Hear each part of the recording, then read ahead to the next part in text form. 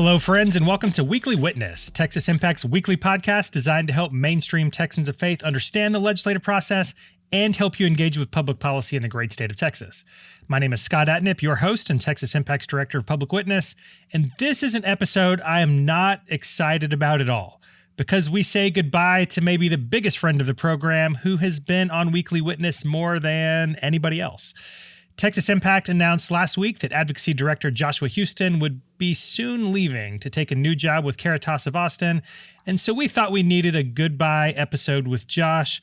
We'll have announcements about new staff in the coming weeks, but for today, for the last time on the program as a Texas Impact staff member, let's welcome to the conversation Josh Houston. Josh, good to have you with us today. How are you feeling? Hey, Scott. I can ask that today, right? How are you feeling? I have spent about 275 episodes avoiding this question. But just for you, Scott, we can do it today. That makes me feel so good. Scott, you have children my daughter's age. Have you seen the movie Inside Out? I have. Loved that movie. Yeah, it is an appropriate one. For those who may not have seen it, who aren't our age or don't have children, our children's ages, the premise of it is it's following this 11-year-old girl who is moving across the country.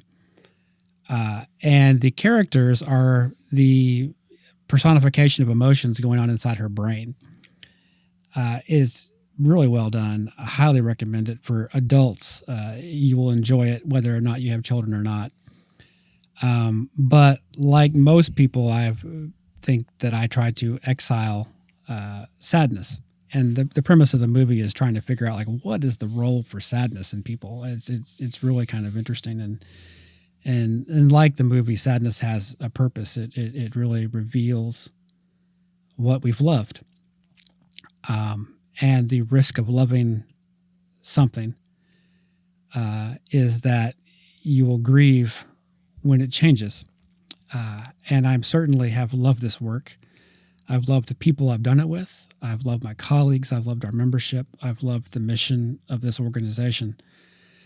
I've been cleaning out my office this week, and I have been in that particular office longer than any place that I've lived. I went back and calculated. Oh, wow. Yeah.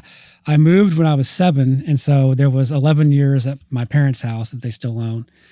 I lived in a condo in Austin for 11 years. I've been in that office 12. And so, yeah, as I was cleaning up the files and trying to organize papers and just going through the memories of all the things we've worked on over 14 years, the emotions swelled as I cleaned it and kind of reflected on it. I also feel some fear of the unknown, as any human being who's ever changed jobs knows. And I feel just immense gratitude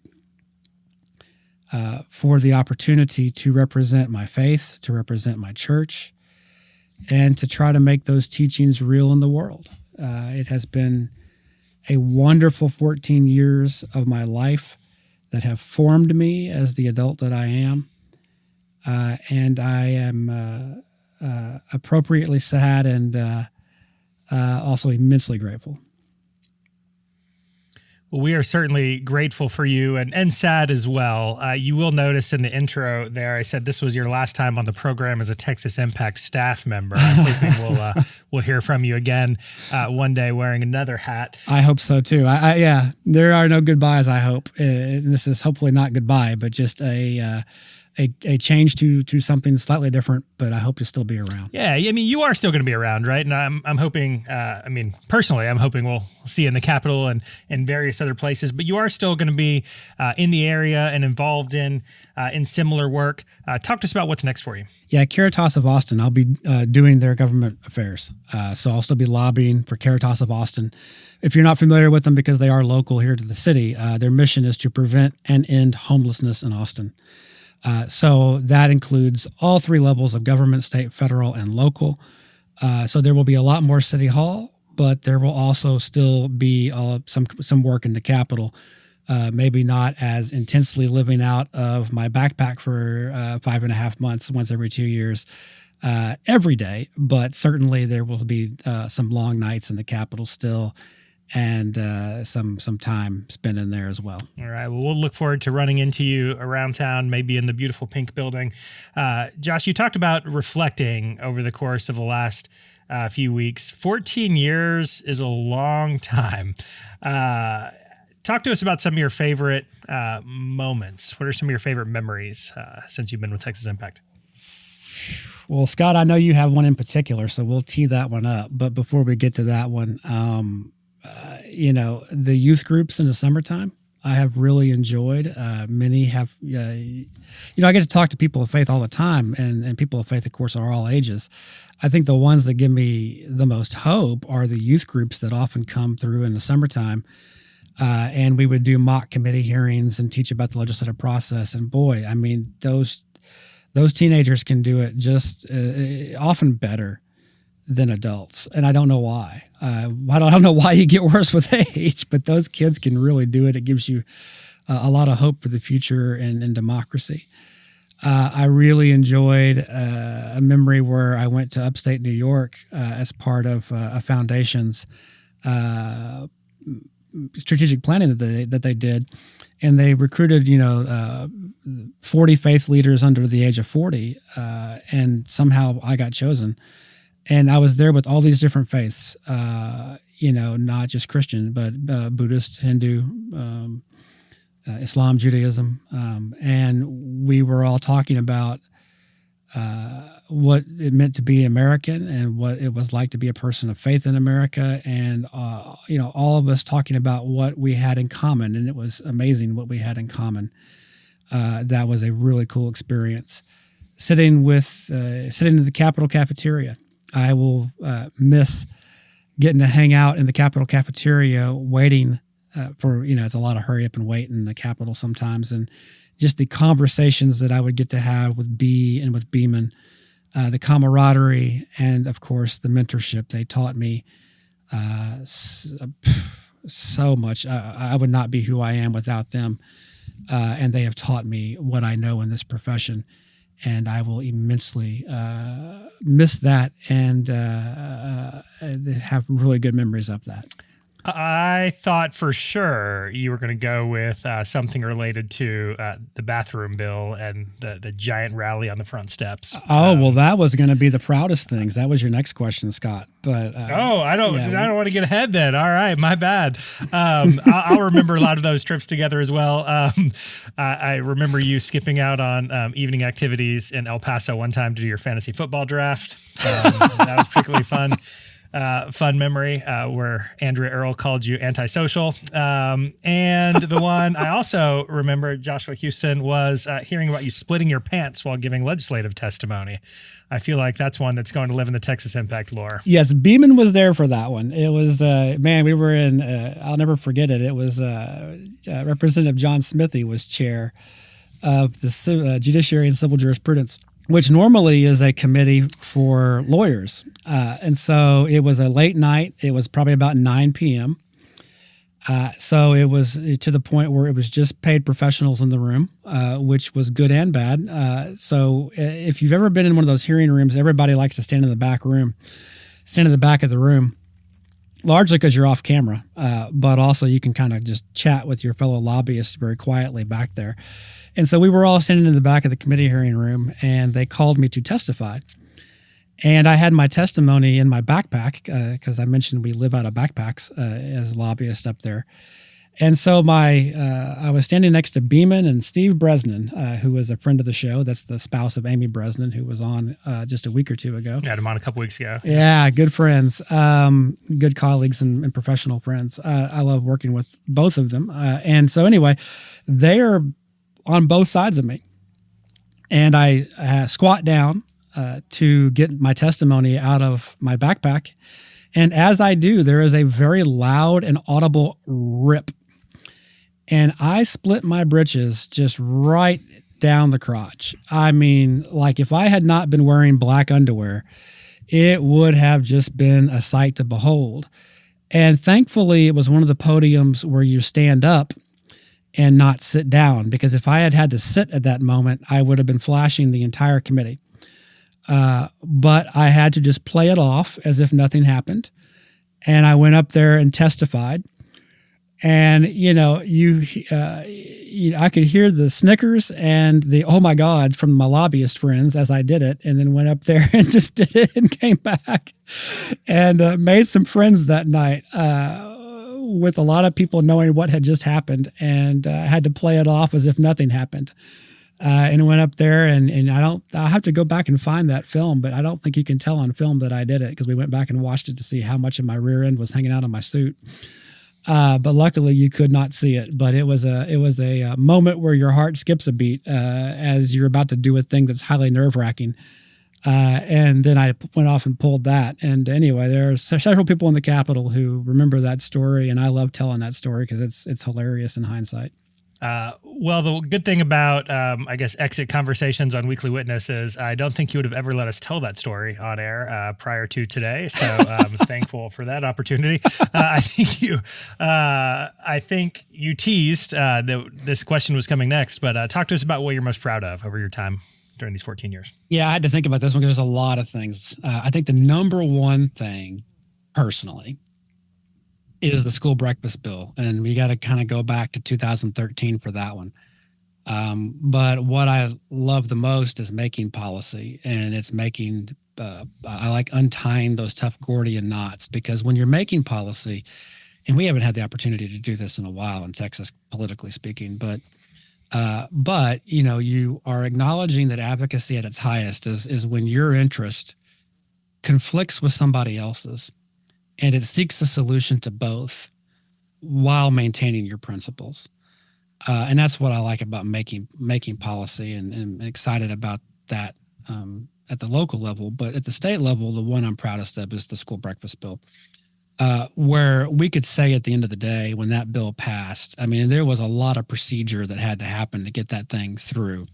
And I won't bore you with it, but it was a lot of knowing the process is so important to lobbying, the arcaneness of the process, including in this case, knowing to go lobby the people who print the bills to make sure that it got there in time. And this one was to make sure that 600,000 school children in Texas who rely on free and reduced price lunch, that they were guaranteed to have at least 2 meals a day for 5 days out of the week, because hunger continues to be an issue for a number of our school children. And if you're hungry, it's just Maslow's hierarchy of needs: food, clothing, shelter. If you don't have those things, how are you supposed to learn or worry about anything else in your life? And so making sure that they had 2 square meals a day in the school breakfast program, that's the one that really I'm the proudest that I got to have a small part in helping to pass. I'm really proud of our religious liberty work as an organization that's interfaith. We needed to be a robust voice on this, and some of our partners that worked on this years ago, they had organizational changes where they were not going to be as present. And so in 2014, we could all see that Obergefell was about to happen, that of course being the Supreme Court decision that legalized same-sex marriage. But not all of our denominations were where they are now at that time, 10 years ago, on LGBT issues. And so, and of course, this issue is bigger than just that one thing, but it was that one thing that was causing people to want to rewrite our entire laws on the relationship of faith and our public square. And they're still trying to do it, frankly. But being able to maneuver this organization into that space so that we could occupy that space in our own unique way was really what then led to us being able to work on the bathroom bill 3 years later, which is, why I wanted to lead into it, because we didn't start off being just, hey, we're open and affirming. I mean, it was quite a process to get an institution to that point. And I'm proud to have been a small part of that. I remember really getting to work on that part of our organizational work that then led to the bathroom bill, where we had 500 people on the South Steps saying this bill is dumb. And that was some of our best work. I mean, it showed what we could do when we were well funded to do it. It showed what our people were willing to do. We could drill down into, I mean, we may not be a majority anywhere, But then no faith group is a majority anywhere, but we have people everywhere. And we were drilling down into any house district in the state that we needed to drill down into. I know, Scott, you were a huge part of that. I would report out to see what I was hearing, and you would get on the phone and start calling people. When we had the bus loads of people here on the South Steps. But the Tisha B'Av service that came out of that was so super cool too. Yeah. You may not know Jewish holidays. The Tisha B'Av is it's a holiday where they lament baseless hatred in the world. And so it was so appropriate, but it fell right along the day we were supposed to do our big rally on the South Steps, and it was going to hamper Jewish participation. And so we went to the very first Jewish speaker of the Texas House, kind of serendipitous, and said, hey, this is kind of the issue we're dealing with. And why don't y'all do it on the House floor?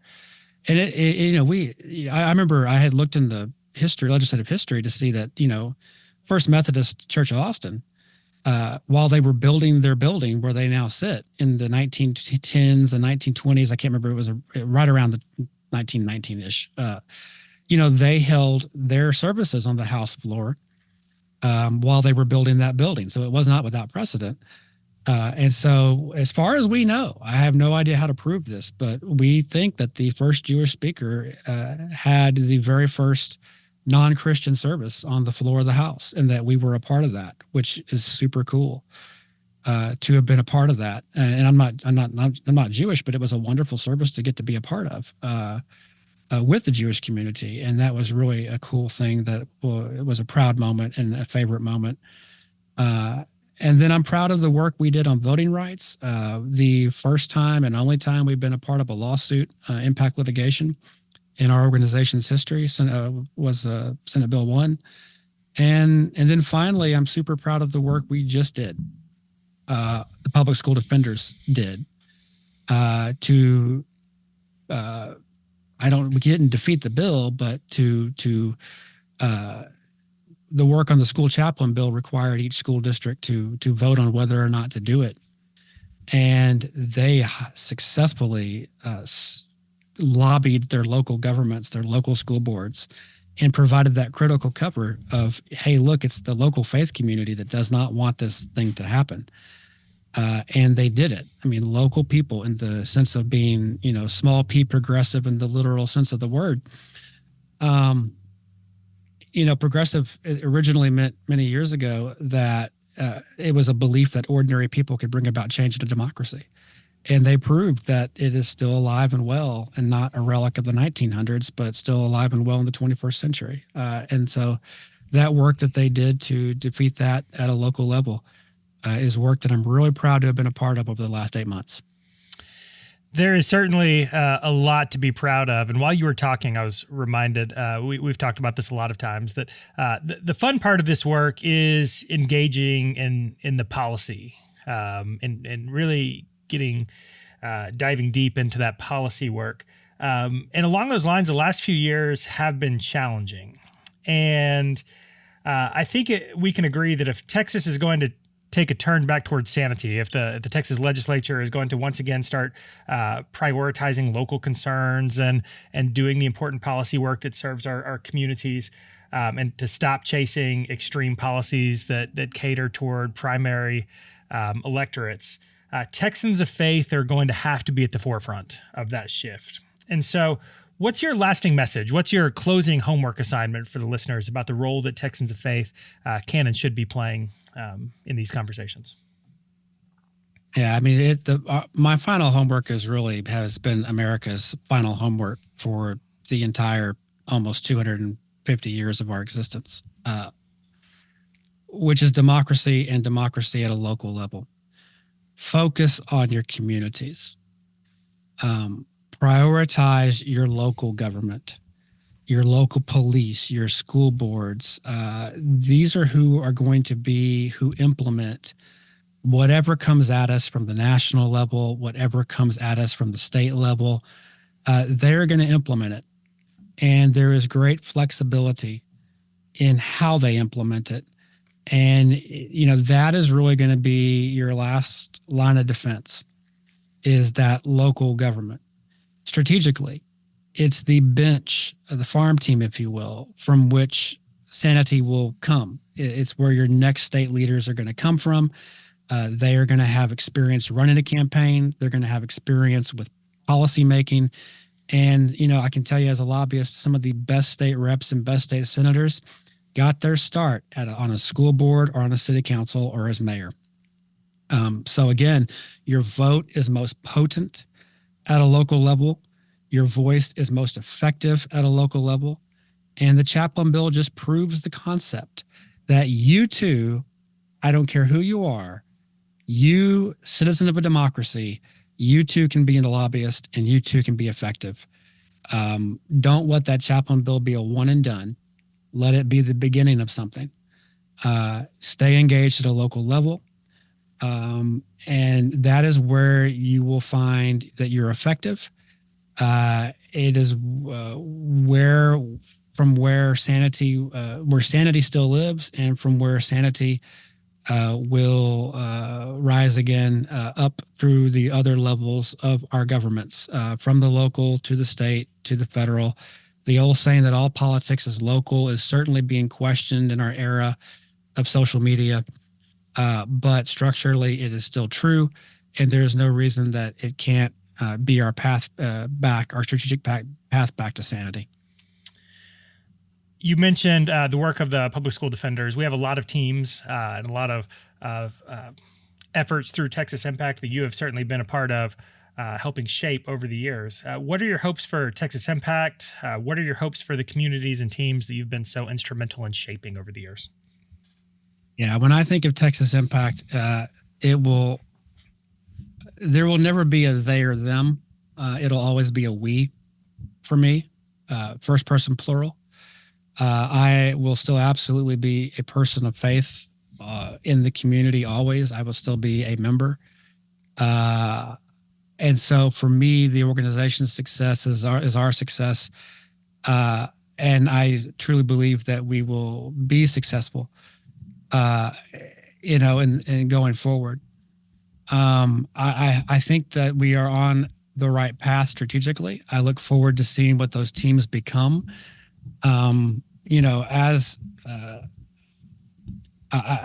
Scott, you were always much better at the organizing than I was. I have always said, I wish we had 6 Scotts. And we are now kind of positioned to kind of do that. I'm happy to have been a small part in proving the proof of concept. But I look forward to seeing 6 U's go out there and make those teams into effective local lobbyists that then really train local people to be both gaining more people and training them to be better at citizens of democracy, and going out there and doing exactly all those things we just talked about local government. Well, this is the episode where we're supposed to be nice to you, not vice versa. So, but thank you.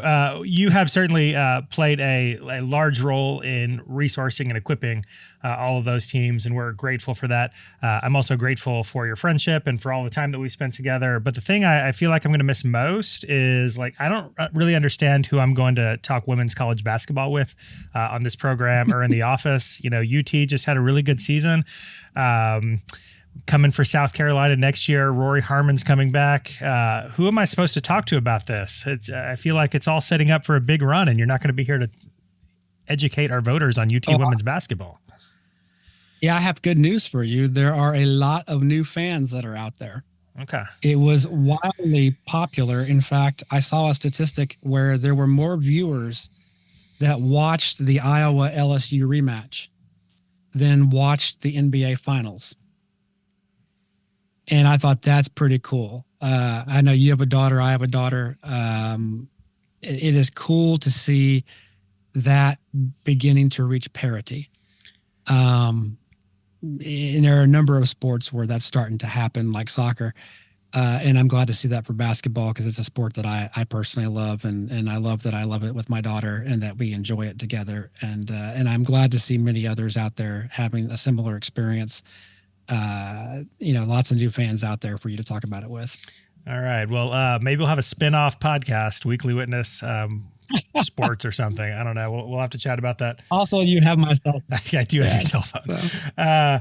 All right, man. It has certainly been a fun ride, and really appreciated all that you've brought to the organization, and more importantly, to the work to creating a better and more just Texas. There are a lot of people. You mentioned the 600,000 school kids. You've mentioned all of our members. We've talked about all the teams. This state is a better place because of the work that you've done over the course of the last 14 years, and I know that will continue in your new role. Any closing thoughts you want to leave with us today? Well, no, thank you, Scott. But I've always said that nobody in the Capitol cares what Josh Houston thinks. They only care what I have to say because they know that I represent real people like you. And so I have always been and always will be Team Texas Impact. But Texas Impact is you, the individual person of faith listening. And, it is thanks to you that anybody had any interest in what I had to say. So thank you. Thank you for your work. Please keep up the work as a person of faith. Please keep up the work. We are still in this. I'm still in this with you, and we're still doing the work. The work never ends. And the work has pre-existed me and will continue without me and continue with me. Amen. Well, Josh, we will certainly look forward to reconnecting and wish you well on your journey. I really appreciate you taking the time today and the last 14 years of your ministry. Friends, as we close out today, I hope that you've enjoyed this week's conversation with Josh, and I know many of you will want to reach out to him directly. I'm not going to share his cell phone number with the rest of you on this program, but his email will be live for a while. So if you want to reach out to him, you can feel free to send him messages and well wishes at josh@texasimpact.org. I know that we're all going to miss him. I can say that on behalf of the Texas Impact staff and board, but we will all look forward to reconnecting with him in the future. But as he said, y'all, the work continues. Texas Impact will soon be filling a couple of new positions, so we'll look forward to introducing you to new friends and advocates soon. And y'all, Josh has talked about it so many times. These election years are important to shaping public policy in the future of Texas, and we know this is going to be a slog of an election year between school board elections, runoff elections, and the November general election. It will be a challenging year, but I know the Texans of faith are up for working for a more just and equitable Texas, and Texas Impact has all the tools for you to do that. Check out our website at texasimpact.org, join a team, get engaged in the Texas Faith Votes campaign, find out how you can do all of that at texasimpact.org. While you're there, I hope you'll take a moment to sign up to be a member of Texas Impact. Your membership supports this podcast and all of the work to engage Texans of faith and advocate for a more just and equitable Texas. If you have questions about any of that, please reach out. You can catch me at scott@texasimpact.org. And with that, I think it's time to close out this episode. So remember, the world needs Texans of faith active and engaged. So let's get to work.